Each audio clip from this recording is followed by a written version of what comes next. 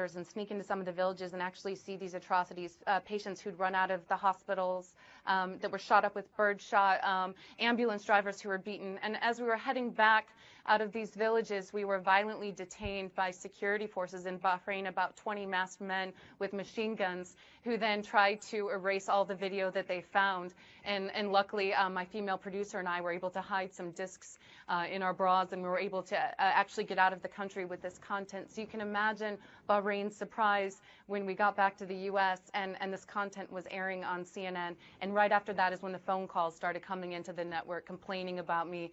Bahrain is paying CNN to create content that shows Bahrain in a favorable light, even though CNN says this content, is editorially independent. It doesn't see, Bahrain can't affect that. Well, we've seen that with this documentary not airing, and also with the constant struggle I had at CNN to get Bahrain coverage, accurate Bahrain coverage of the human rights abuses on air while I was there. What CNN is doing is they're essentially creating what some people have termed infomercials for dictators.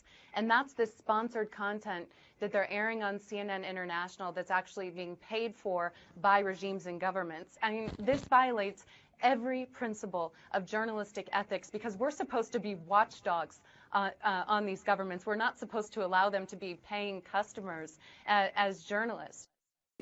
You are fake news.